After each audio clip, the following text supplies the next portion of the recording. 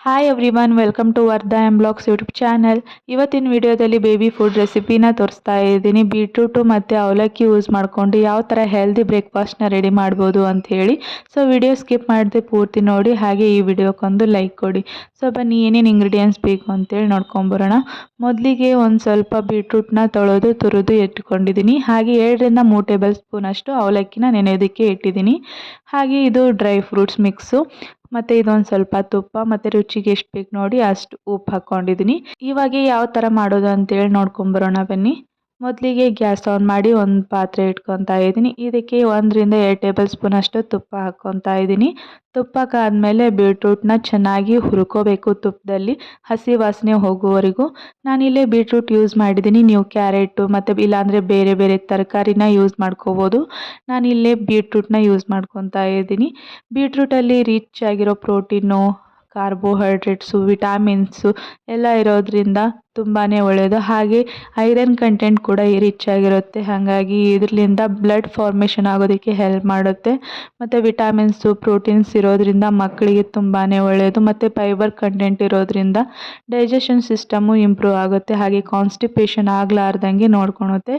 ಹಾಗಾಗಿ ಬೀಟ್ರೂಟ್ ತುಂಬಾ ಒಳ್ಳೆಯದು. ಹಾಗೆ ನಾನು ಇಲ್ಲಿ ಅವಲಕ್ಕಿ ಯೂಸ್ ಮಾಡ್ತಾ ಇದ್ದೀನಿ. ಅದರಲ್ಲಿ ಕಾರ್ಬೋಹೈಡ್ರೇಟ್ಸು ಮತ್ತು ವಿಟಾಮಿನ್ಸು, ಪ್ರೋಟೀನ್ಸು ಎಲ್ಲ ಇರೋದ್ರಿಂದ, ಫೈಬರ್ ಕಂಟೆಂಟ್ ಇರೋದ್ರಿಂದ ಡೈಜೆಷನ್ ಸಿಸ್ಟಮ್ ಹೆಲ್ಪ್ ಆಗುತ್ತೆ. ಹಾಗೆ ಈಸಿ ಟು ಡೈಜೆಸ್ಟ್, ಮಕ್ಕಳಿಗೆ ಯಾವುದೇ ಪ್ರಾಬ್ಲಮ್ ಆಗೋದಿಲ್ಲ. ಮತ್ತು ಕಾನ್ಸ್ಟಿಪೇಷನಿಂದ ಹೆಲ್ಪ್ ಮಾಡುತ್ತೆ. ಮತ್ತು ಕಾರ್ಬೋಹೈಡ್ರೇಟ್ಸ್ ಇರೋದ್ರಿಂದ ವೇಟ್ ಗೇನ್ ಆಗೋದಕ್ಕೇನು ತುಂಬ ಹೆಲ್ಪ್ ಮಾಡುತ್ತೆ ಅಂತಲೇ ಹೇಳ್ಬೋದು ಅವಲಕ್ಕಿ.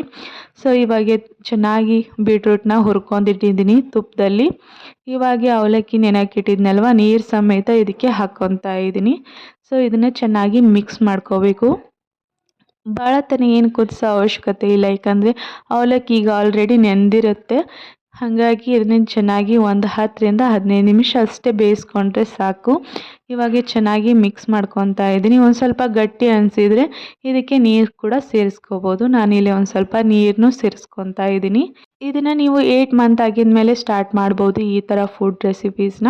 ಸೊ ಇವಾಗ ನಾನು ಒಂದು ಸ್ವಲ್ಪ ನೀರು ಹಾಕ್ಕೊಂಡು, ಒಂದು ಸ್ವಲ್ಪ ರುಚಿಗೆ ಎಷ್ಟು ಬೇಕು ನೋಡಿ ಅಷ್ಟು ಉಪ್ಪು ಹಾಕ್ಕೊತಾ ಇದ್ದೀನಿ. ಹಾಗೆ 1 ರಿಂದ 2 ಟೇಬಲ್ ಸ್ಪೂನ್ ಅಷ್ಟು ಡ್ರೈ ಫ್ರೂಟ್ ಪೌಡರ್ನ ಹಾಕ್ಕೊತಾ ಇದ್ದೀನಿ. ಇದನ್ನು ನಾನು ಮನೆಯಲ್ಲೇ ರೆಡಿ ಮಾಡಿದ್ದು. ಇದನ್ನು ಯಾವ ಥರ ಮಾಡೋದು ಅಂತಂದರೆ, ಬಾದಾಮಿ, ಗೋಡಂಬಿ, ಪಿಸ್ತಾ ಇವೆಲ್ಲ ಇರ್ತಲ್ವ, ಇವನ್ನ ಚೆನ್ನಾಗಿ ನೆನೆಯೋದಕ್ಕೆ ಇಡ್ತಾ ಇದ್ದೀನಿ. ನಾಳೆಗೆ ಮಾಡ್ತೀವಿ ಅಂದರೆ ಪೌಡರು, ಇವತ್ತು ನೈಟೇ ನೆನೆಯೋಕ್ಕಿಟ್ಟು ಮಾರ್ನಿಂಗ್ ಎದ್ದು ಸಿಪ್ಪಿ ಎಲ್ಲ ತಕ್ಕೊಂಡು ಅದನ್ನು ಚೆನ್ನಾಗಿ ಒಣಗಿಸ್ಕೊಂಡು ಹುರಿದು ಪೌಡರ್ ಮಾಡಿ ಇಟ್ಕೊಂಡಿದ್ದೀನಿ. ಒಂದು ಸ್ವಲ್ಪ ಏಲಕ್ಕಿನ ಹಾಕ್ಕೊಂಡು. ಸೊ ನೀವು ಇದಕ್ಕೆ ಸ್ವೀಟ್ ಕೂಡ ಆ್ಯಡ್ ಮಾಡ್ಬೋದು. ನಾನಿಲ್ಲಿ ಯಾವುದೇ ಸ್ವೀಟ್ ಆ್ಯಡ್ ಮಾಡಿಲ್ಲ. ಹಾಗಾಗಿ ಜಸ್ಟ್ ಪೌಡರ್ ಇದು. ಇದನ್ನು ಹಾಲಿನ ಜೋಡಿ, ಇಲ್ಲಾಂದರೆ ಬೇರೆ ಬೇರೆ ಈ ಥರ ಫುಡ್ ಮಾಡ್ತಾ ಇರ್ತೀವಲ್ವ, ಅವಾಗ 1 ಟೇಬಲ್ ಸ್ಪೂನ್ ಅಷ್ಟು ಹಾಕ್ಕೊಂಡ್ಬಿಟ್ರೆ ಡ್ರೈ ಫ್ರೂಟ್ಸ್ನು ಪಾಪು ಹೊಟ್ಟೆ ಒಳಗೆ ಹೋದಂಗೆ ಆಗುತ್ತೆ. ಅದರದ್ದು ಪ್ರೋಟೀನು, ವಿಟಾಮಿನ್ಸ್ ಎಲ್ಲ ಪಾಪುಗೆ ಸಿಗ್ತಾ ಇರುತ್ತೆ. ಸೊ ಹಂಗಾಗಿ ಈ ಥರ ರೆಡಿ ಮಾಡಿ ಇಟ್ಕೊಂಡಿದ್ದೀನಿ ನಾನು. ಸೊ ಇದನ್ನು 1 ಟೇಬಲ್ ಸ್ಪೂನ್ ಇಲ್ಲಾಂದರೆ 2 ಟೇಬಲ್ ಸ್ಪೂನ್ ಅಷ್ಟು ಹಾಕ್ಕೊಂಡು, ಇವಾಗ ಒಂದು ಸ್ವಲ್ಪ ನೀರು ಹಾಕ್ಕೊಂಡು, ಒಂದು ಸ್ವಲ್ಪ ಗಟ್ಟಿ ಅನ್ಸತ್ತಿದ್ರೆ ನೀರು ಹಾಕ್ಕೊಂಡು ಚೆನ್ನಾಗಿ ಮಿಕ್ಸ್ ಮಾಡ್ಕೋಬೇಕು. ಸೊ ಇವಾಗ ಆಲ್ಮೋಸ್ಟ್ ರೆಡಿ ಆಗಿದೆ. ಇದೊಂದು ಸ್ವಲ್ಪ ಕುದಿಬೇಕು. ಹಾಗಾಗಿ ಒಂದು ಪ್ಲೇಟ್ ಮುಚ್ಚಿ ಒಂದು 5 to 10 ಮಿನಿಟ್ಸ್ನ ಇದನ್ನು ಬೇಯಿಸ್ಕೊತಾ ಇದ್ದೀನಿ. ಆದಷ್ಟು ಮೀಡಿಯಮ್ ಫ್ಲೇಮಲ್ಲಿ ನೀವು ಬೇಯಿಸ್ಕೋಬೇಕಾಗುತ್ತೆ. ಸೊ ನೋಡ್ಬೋದು ಇವಾಗ ರೆಡಿ ಆಗಿದೆ. ಇದೇ ಥರನೇ ನೀವು ಕ್ಯಾರೆಟ್ ಹಾಕ್ಕೊಂಡು ಕ್ಯಾರೆಟ್ ಪೋಹಾ ರೆಸಿಪಿನೂ ಮಾಡ್ಕೋಬೋದು. ಇದೇ ಥರನೇ ಬೇರೆ ಬೇರೆ ತರಕಾರಿನೂ ಹಾಕ್ಕೊಂಡು ಯೂಸ್ ಮಾಡ್ಕೋಬೋದು. ಸೊ ನೋಡ್ಬೋದು ಇವಾಗ ರೆಡಿ ಆಗಿದೆ. ಇದು ಆಲ್ಮೋಸ್ಟ್ ಡನ್ ಅಂತಲೇ ಹೇಳ್ಬೋದು. ಸೊ ಇದನ್ನು ನೀವು 1 ಇಯರ್ ಆದಮೇಲೆ ಕೊಡೋದಕ್ಕೆ ಇದೇ ಥರನ ಥಿಕ್ನೆಸ್ ಮೇಂಟೈನ್ ಮಾಡಿಕೊಂಡು ಕೊಡ್ಬೋದು. ನೀವು ಪಾಪು ಇನ್ನೂ ಚಿಕ್ಕದಿದೆ, 8 ತಿಂಗಳು 9 ತಿಂಗಳು ಅಂತೇಳಿ ಅನಿಸಿದರೆ ನೀವು ಇದನ್ನ ಒಂದು ಸ್ವಲ್ಪ ಇನ್ನೂ ತಿಳುವಾಗಿ ಮಾಡ್ಕೋಬೋದು ನೀರು ಹಾಕ್ಕೊಂಡು. ಸೊ ನೋಡ್ಬೋದು ಇವಾಗ ರೆಡಿ ಆಗಿದೆ. ಇದನ್ನು ಆರೋದಕ್ಕೆ ಇಡ್ತಾ ಇದ್ದೀನಿ. ಇದಕ್ಕೆ ನೀವು 1 ಟೇಬಲ್ ಸ್ಪೂನ್ ಅಷ್ಟು ತುಪ್ಪ ಹಾಕಿ ಸರ್ವ್ ಮಾಡ್ಬೋದು. ಇದು ತುಪ್ಪದಲ್ಲೇ ಹುರಿದಿರೋದ್ರಿಂದ ನಾನು ತುಪ್ಪ ಹಾಕ್ತಾ ಇಲ್ಲ. ಸೊ ಇದನ್ನಷ್ಟೇ ಆರೋದಕ್ಕೆ ಬಿಟ್ಟು ಅದಾದಮೇಲೆ ತಿನ್ನಿಸ್ತೀನಿ. ಸೊ ನೋಡಿದ್ರೆಲ್ಲ ಯಾವ ಥರ ಮಾಡೋದು, ಅವಲಕ್ಕಿ ಮತ್ತು ಬೀಟ್ರೂಟ್ ಯೂಸ್ ಮಾಡಿಕೊಂಡು ಒಂದು ಒಳ್ಳೆ ಹೆಲ್ದಿ ರೆಸಿಪಿ ಅಂತಲೇ ಹೇಳ್ಬೋದು ಮಕ್ಕಳಿಗೆ ವೇಟ್ ಗೇನ್ ಆಗೋದಕ್ಕೆ. ಸೊ ಈ ವಿಡಿಯೋ ನಿಮ್ಗೆ ಇಷ್ಟ ಆಗಿದ್ದರೆ ಪ್ಲೀಸ್ ಒಂದು ಲೈಕ್ ಕೊಡಿ. ಹಾಗೆ ಇದೇ ಥರನೇ ಫುಡ್ ರೆಸಿಪೀಸ್ಗೆ ನನ್ನ ಯೂಟ್ಯೂಬ್ ಚಾನಲ್ನ ಸಬ್ಸ್ಕ್ರೈಬ್ ಮಾಡಿಕೊಂಡು ಸಪೋರ್ಟ್ ಮಾಡಿ.